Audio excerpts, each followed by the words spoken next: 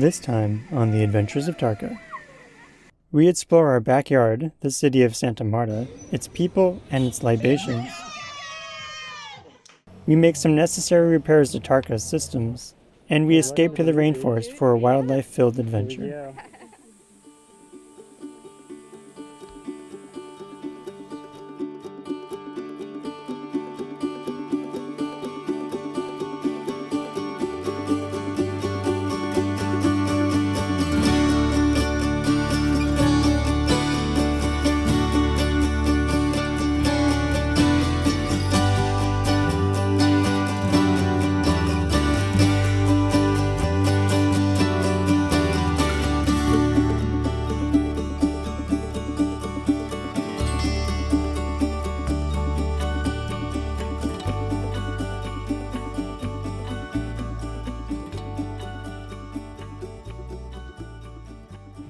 Our passage to Colombia was easily one of the roughest I'd been through on Tarka. Though there were no major incidents, it was quite uncomfortable with Tarka being thrown around all the time. And needless to say, we were happy to be in Colombia and on solid ground once again. Though it is technically possible to anchor outside the marina, the winds here this time of year can be pretty crazy. And in fact, the locals call it El Loco. Additionally, there's no suitable place to secure a dinghy outside the marina, so we just took a slip. Though being in a marina does have its disadvantages.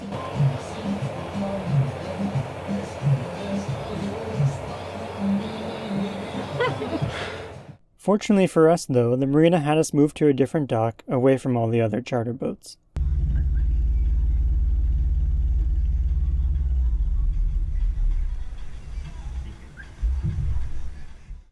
Our arrival in Santa Marta also marks the first time that Tarka has been to the mainland, as opposed to an island, in probably 10 years. And being in a sizable city and in a country where the dollar has power means that just about everything is very cheap, and the selection is quite good. This at least helps make up for the slip fees that we have to pay. So here in Colombia, the way you buy pretty much everything is in a bag. So here I have a bag of milk, which is super inconvenient because once you open it, what do you do with it? Well, I'm gonna mix up some of this.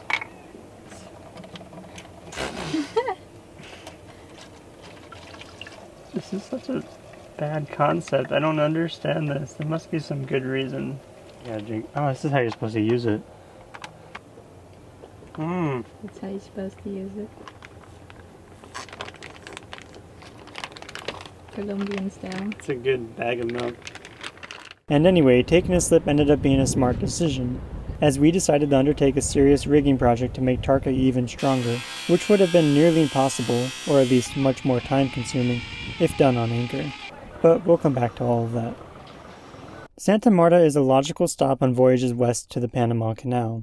People take advantage of the affordable services offered here, like getting their chains regalvanized before heading across the Pacific. Not much smaller, but smaller, yeah. Okay, Fred. Our friends Tim and Isabella, from Pangea, haven't been so lucky with the chain they sent off to get regalvanized, and it wasn't on this truckload. We also caught up with friends that were already here that we had met elsewhere, some recently, and others almost 2 years ago. Our friend Oscar, an electrical engineer and crew on a different boat, is from Venezuela, and so his Spanish skills were most helpful in deciphering the culinary offerings on our nights out. I think I picked wisely, with my pile of meat, fries, and cheese. Some nights are more dangerous than others, though, especially when Colombia's own firewater is involved. But what's even more interesting is that soda is sold in 3-liter bottles here instead of 2, and this one is just called 4. Why is it called 4? Why is it called 4? I'm not sure how it happened, but we ended up playing a game of Spin the Bottle, or a version of it, with Colombians that we had met earlier at the marina, along with a few friends from other boats.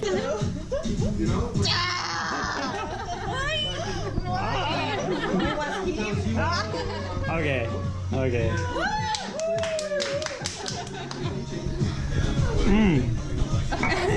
I can't keep it in my mouth. Alright.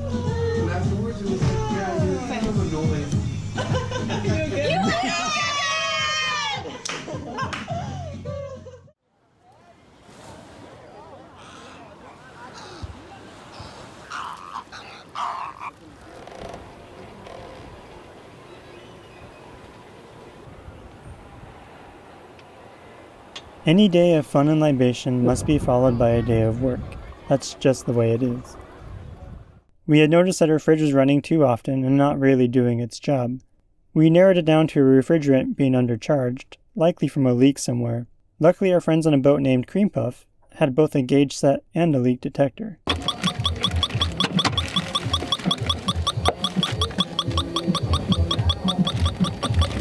We couldn't find the leak anywhere, so just decided to recharge the system. But finding refrigerant, with our mediocre Spanish skills, proved to be an all-day affair. After a lot of walking, and a lot of fruitless stops, we eventually were pointed to a little shop that had just what we needed, and we returned to Tarka to top up the system. So this pin's gonna pierce this can. I'm doing something so wrong. Oh yeah, I should unscrew this. Ah, it makes much more sense. Okay. Oh, no stress. There's a leak. Yeah, there should be little leaks here. Neither of us have ever worked on a refrigeration system, yet surprisingly, it was all pretty easy. And after turning a few valves a few times, our fridge seemed happy once again. Doing a repair job correctly on a first attempt, and quicker than expected time, never happens on a boat, and I'm sure it will never happen again. Santa Marta has become a popular stop for sailboats in recent years. For the most part, the staff here have been very helpful and friendly, but that doesn't mean that everything always goes as planned.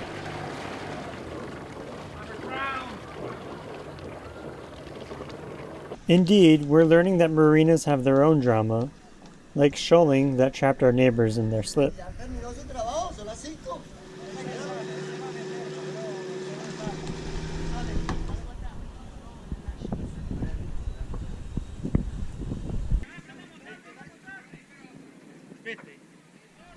At least the kids were having a good time. Eventually the cat was freed, but moments like these make us very grateful for Tarka's small size. Marina life isn't really our scene anyway, and so we decided to escape from the city for a few days. You guys look pretty ready. Our friend Tanya also joined us for this I'm not ready adventure. because I don't have my sunglasses on. Okay, now I'm ready. Our mission was to hike through Tayrona National Park in the rainforest-covered foothills of the Sierra Nevadas, sleep by the ocean for a night, and hike out. But first we had to find our way through the busy streets of Santa Marta and get on the right bus.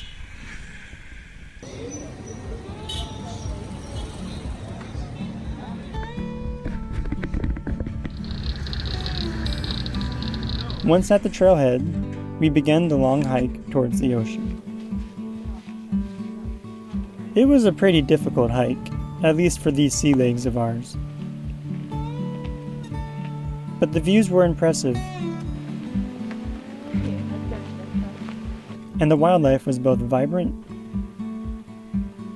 and interesting. These leafcutter ants are fascinating. They collect leaves to feed a fungus that, through millions of years of evolution, they have essentially domesticated. The fungus is then used in turn to feed the ant larvae. The ants also participate in waste management by dumping older leaves into a decomposition pile, which helps protect the fungus from other parasitic fungi. Nature is pretty cool sometimes.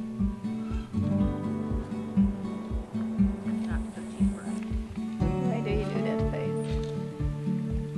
Why would Why?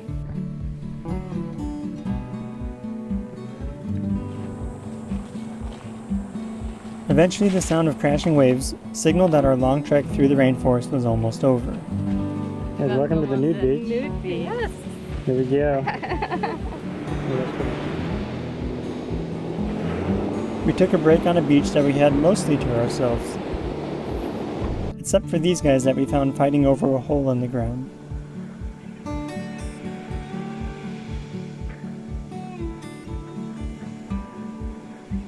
Us humans have surely fought more senseless battles. With the day coming to a close, we needed to find a place to sleep. Luckily, we found a nice little establishment with hammocks that we could rent for cheap. But we won't get wet if it rains. And it had great access to a long stretch of deserted beach. Well, almost deserted.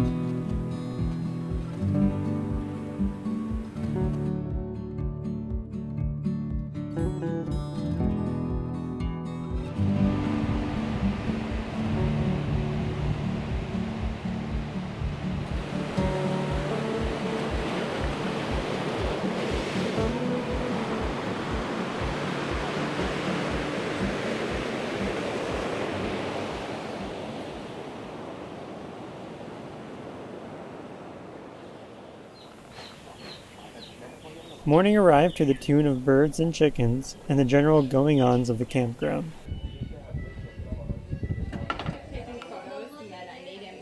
It's a really interesting patch job.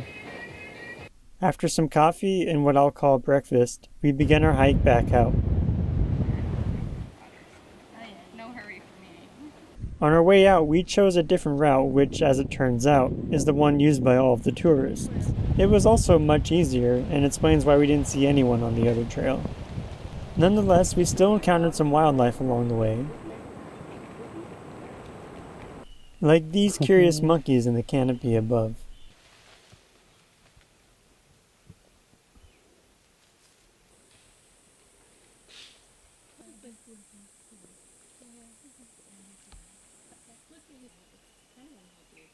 Yeah, oh, they're so cute. Look at them. After only a couple days in the jungle, we returned to Santa Marta and to our respective boats. But I felt the need to support the locals and indulged a little first. You surfed it. I don't know about that, but... I think so. Back on Tarka, we made a most unpleasant discovery. So what happens when you forget you store squash up in your V-berth while you're sailing? And then it rots away. This is gonna be disgusting. Let's see what we got under. I'm really afraid. Oh, that's not good. Okay.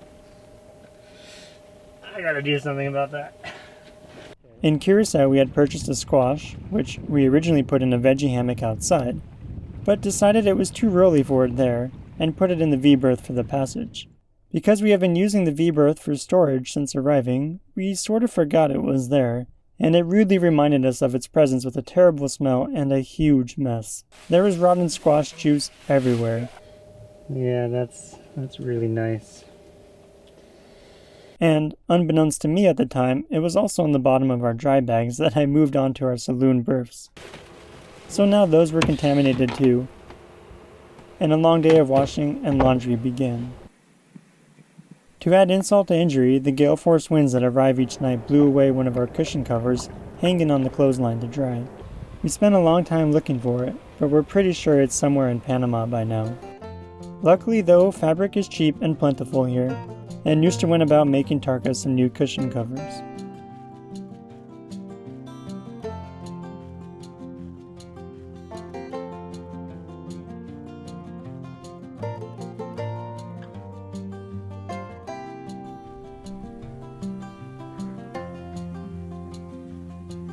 Meanwhile, I got to work on our Gennaker that failed on our passage.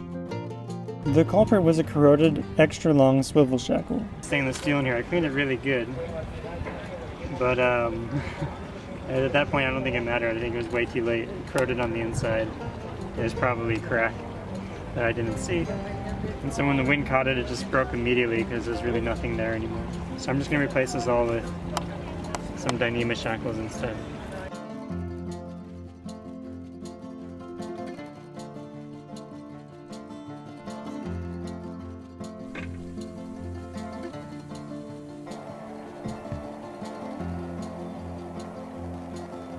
That should do the job just fine.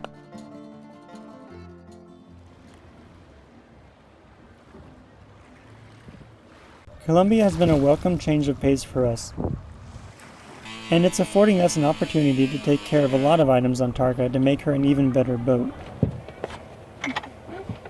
It is also a vibrant and vast country that we will only get a glimpse of before having to depart. And finding a weather window through the notorious El Loco on our way to Panama is no easy task. But all of that will have to wait until next time.